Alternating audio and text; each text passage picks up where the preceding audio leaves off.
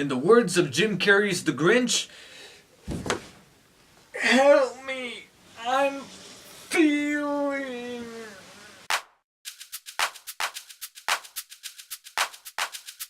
Hey guys, David here with my review of the eagerly anticipated but quietly released first episode of Telltale Games' The Walking Dead Season 2. Now, I was thinking about waiting until the end of probably next year to go ahead and review the entire season as a whole as soon as all 5 episodes were released, whether it be in a special bundle or on disc. But spoilers, that's not going to happen. And by spoilers, I mean literally spoilers.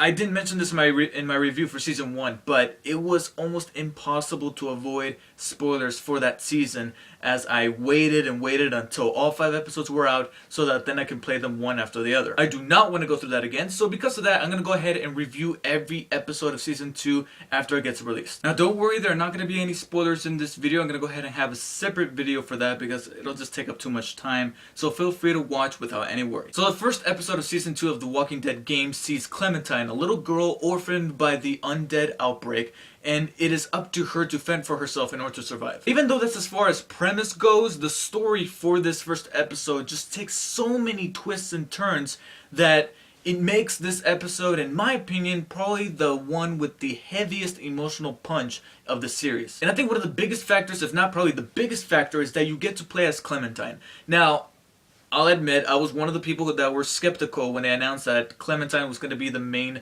protagonist of Season 2 and that you're going to be able to play as her, because I thought, how are they going to top off Lee? Because I enjoyed playing as Lee in Season 1. But wow, was I proven wrong, because not only is Clementine a compelling character to play as, but it just adds a whole new and darker tone to the world of The Walking Dead. And the reason for that is because you're seeing it from the perspective of a child. And as we've come to know, being a child during the zombie apocalypse is probably the shittiest thing ever. You're a child. You're supposed to be worrying about getting good grades and behaving in school, not about whether you're going to live or die and whether or not you're going to have to make choices of whether or not other people will live and die. That innocence that you had as a child is completely stripped away from you, and to be able to look at the world in that way through Clementine just adds a whole new atmosphere to this game, and it just makes not only Clementine such a much more emotionally driven character, because I felt for her. With Lee, you know, he was an adult, so he kind of had a proper mindset to make decisions, even though you weren't making those decisions ultimately as the player. But being that you were looking at this world through an adult, it didn't feel, the only thing that you needed to worry about is protecting Clementine, the little girl. But now that you are that little girl, she feels like a completely different character as you play her. It's not like you're just playing another character that does the same exact things as Lee. A good example would be that in Season 1, whenever you interacted with certain objects, Lee would sometimes give his own commentary on those things that he was looking at. Like, for example, if he's looking at a coffee maker, he looks at it and goes, "Man, I could sure go for some coffee right now. That's my Dave Fennoy voice." Clementine, because she's a girl, because after all the shit that she just went through, she looks at stuff and she either just nods silently or just sighs. And when that first happened, I thought to myself, I kind of miss Lee's little commentaries on the things that he will look at. But after it set in, I thought to myself, no, I love this, because this reflects the personality of the character that I'm playing, and it just adds a whole new emotional depth to the story. Combine all that with some really heart-wrenching and in some cases gut-wrenching scenes. I mean, this episode will give you the harshest feels ever since the Season 1 finale. One thing though, not many walkers in this episode. I was actually a little surprised by the lack of walker action, but the human drama more than made up for that, because it's effective and it's emotionally involved, and it worked. Also, much like we were expecting, some new characters get introduced, and some are really likable and others are kind of douchey.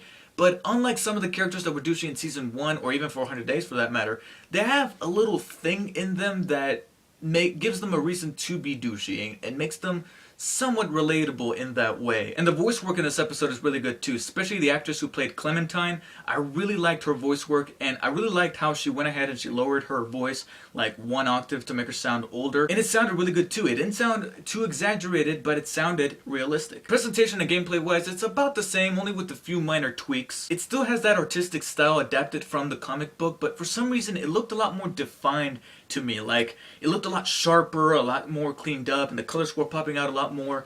But maybe it's just me. Maybe I just haven't played the game in a while. And the gameplay for the most part is the same. You control Clementine with the left analog stick, and you control the reticle with the right stick. And the reticle allows you to talk to people and interact with different things and do certain actions. The reticle looks a little bit different. It looks like it got an iOS 7 revamp. But now the actions on that reticle are color-coded to the buttons on your controller if you're playing the console version like I am. And this will keep people from being confused, because I noticed that an awful lot of people were getting confused as to which button does what in Season 1, but fortunately that won't be the problem anymore. But along with that, there's also some other new gameplay mechanics. Some are not necessarily new, they were actually introduced in 400 Days, which I apologize for not mentioning in my 400 Days review, but they decided to go ahead and take those mechanics, put them in here, along with some brand new mechanics, taking advantage of the R1 and R2 button, or the right trigger and right bumper buttons for you Xbox players. And I like that. It makes me feel that Telltale is trying to experiment with different things. They're not just going to go ahead and copy and paste the gameplay mechanics and just not bother to try anything new. Now, as much as I want to say that episode 1 is perfect, it is not. Unfortunately, about half of the technical glitches that we all complained about in Season 1 and 400 Days are still present here. The most notable one for me would have to be when you jump from a loading screen to a cutscene, but for some reason the audio starts when you're still on the loading screen and there's no video of that cutscene whatsoever. And I'm like, come on, hurry up, the audio's playing. I don't want to get spoiled here. I'm not playing a video on YouTube. But notice I said half, because some of the glitches in the first season are not exactly present here, and I like that. Like, for example, there are still invisible walls that you can run into, but instead of just walking in place like Lee would, Clementine actually stops in her tracks in front of those invisible walls, and it's a subtle little touch, but it really affected touch nonetheless. And the animation seems to have been cleaned up a lot as well. Like, for example, in Season 1, I complained that often I would see Kenny doing the exact same motion. Not once did I see the same animation again, so I like that. But for me, the biggest complaint for episode 1 would have to be the choices that you make. Telltale gained its critical acclaim by having Season 1 as well as 400 Days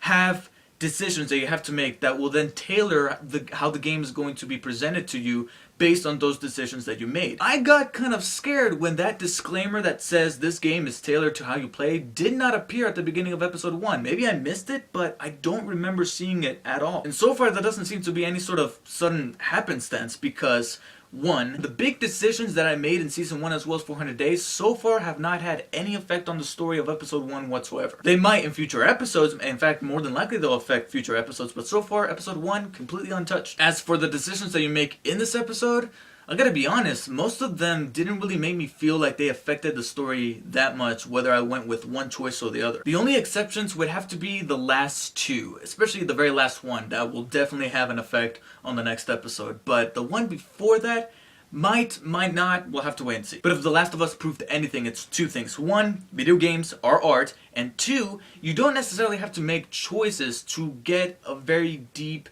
emotional impact from a video game, because episode 1 still delivered that in spades. It made me feel so emotional, and I was still thinking about this episode long after I had beaten it, despite its short running time. It's relatively short compared to the first episode of Season 1. It only took me about a couple of hours to beat, but it is worth the $5 because I thought that it was near amazing. The presentation has been polished, the gameplay mechanics are also very much more defined, with a few new added gameplay mechanics there to give it that much more fresh feel. And like I said, the story in this first episode was gripping, and it made me a believer that an entire season focused on Clementine will probably be the most compelling thing that can happen to this series. So because of that, I'm going to go ahead and give All That Remains, episode 1 of season 2 of The Walking Dead game, a 9.1 out of 10, which is an A-. Episode 1 is so far awesome, and I cannot wait for the next episode. Thank you guys for watching, and until next time guys, take care.